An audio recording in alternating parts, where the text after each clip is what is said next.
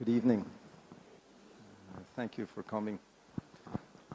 Manggong S님 picked a beautiful image to express his feeling at the end of World War II. A flower, and that the whole world's a single flower. When I really thought about the experience people had during World War II, about the experience Korean people had, with their situation, and that he could say something like that and mean that very deeply and sincerely, summing up this experience that everyone went through and giving people direction. So flower's very interesting. Most people like flowers. You know, it's got petals, it's got a part in the middle that puts out the pollen, a nice stem, and some leaves and some roots. Then these flowers don't have any opinion. The petals don't think, I don't like the roots, so I don't think I'm going to open up. The pollen part doesn't decide that more energy should come to me. You know, the petals really aren't that important. That each part of the flower has no opinion, so they naturally function together and produce a beautiful result. The human being's body is similar. Most of us have a head, we have 2 arms, we have 2 hands, we have 2 legs, we have all kinds of organs inside. But tonight's Saturday night, I'm kind of marveling that all you people came here on a Saturday night. And you could be out doing, eating more, there's food in Malaysia is amazing. I don't understand how you all don't become so fat, because everything tastes good and everything tastes different. So you could be out eating, you could be drinking, whatever you like to drink. You could be talking with people, running around on the streets where it's exciting. So sometimes, you go out to eat and you have a nice meal, and your stomach feels good, but your mouth says, I want more. So your stomach's opinion is, oh no, we've had enough, stop. But your mouth has an opinion, I want more, I want more. So your stomach and your mouth have a fight. And one of them wins and one of them loses. And you know how that feels the next day. And also your eyes do that too. Maybe your brain is saying, okay, it's a good time to close the computer and go to sleep. But your eyes are like, no, I want to look at more of this. Or some thinking part of your brain is like, no, I want to think about something that I can read now. But the rest of your body wants to lay down and just go to sleep. So flower, all its parts have no opinion, and they can make harmony. But we can't even make harmony in our own body. People talk about world peace, but you can't even make peace sometimes between your mouth and your stomach. How do you expect to make a good relationship with your family, enjoy your work, make a nice community? We can't even take care of this little part of the world right here. So if we put down our opinions, just like the petal of the flower and the leaves and the stem and the roots, no opinion at all. Just do their job. If we can do that ourselves, then this flower right here becomes very harmonious and peaceful. Then, if we go one step further and realize nothing in this world is separate. Buddha's teaching, everything appears by condition. You want a body, your mom and dad get together, and boom, a baby appears.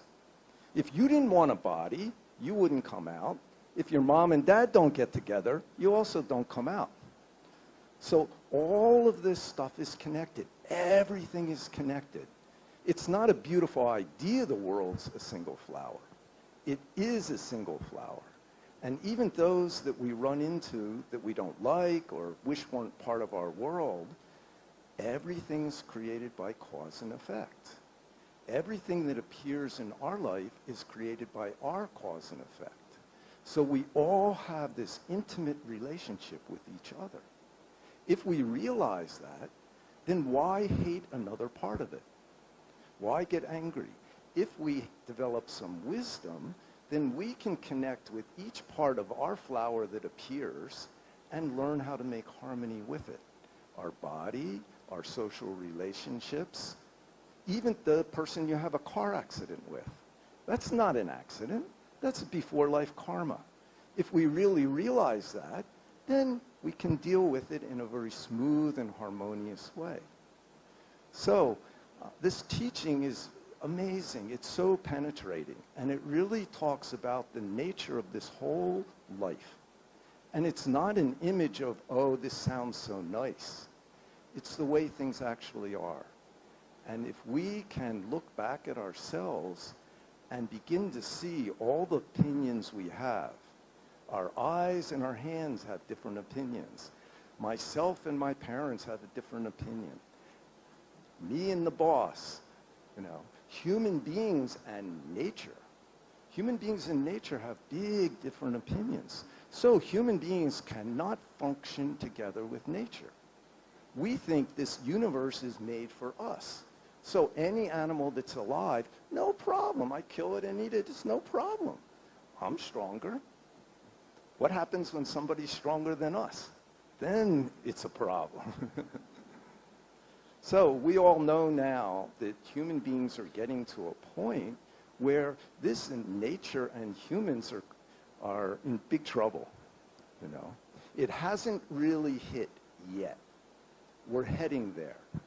But if we don't wake up, then it's not going to be nice. But since your karma makes your world, if you wake up, your world becomes a harmonious world. One time, some student in the 1980s, those of you who remember, maybe in Malaysia you didn't think about this, but I grew up in America, and in America and Russia, the big thinking in the 80s wasn't climate change, it was nuclear war. The big fear then was nuclear war. Then someone asked our Zen Master Seung San, you always say keep correct situation. So what is my correct situation if a nuclear bomb falls on my city? Then Seung San S님 said, die. You don't want to die, but that's the correct situation. If you see your correct situation, you can just do it. Has no opinion. You just to follow the correct situation. So even if we don't learn to live harmoniously with this nature, and things get really bad, and maybe we die, that's just cause and effect. That is just natural process. And it's nobody's fault but mine. It's nobody's fault but ours. So this image of a single flower isn't a beautiful idea. It's the truth. And if we can begin to appreciate that and realize it deeply, then we will see the world differently. We will see each thing that happens during the day, each person we run into differently, and we'll be able to connect and harmonize in a way that benefits those people and myself. The name for that is wisdom and compassion. So the last part of the title of this is, what is it? Buddha had this big question.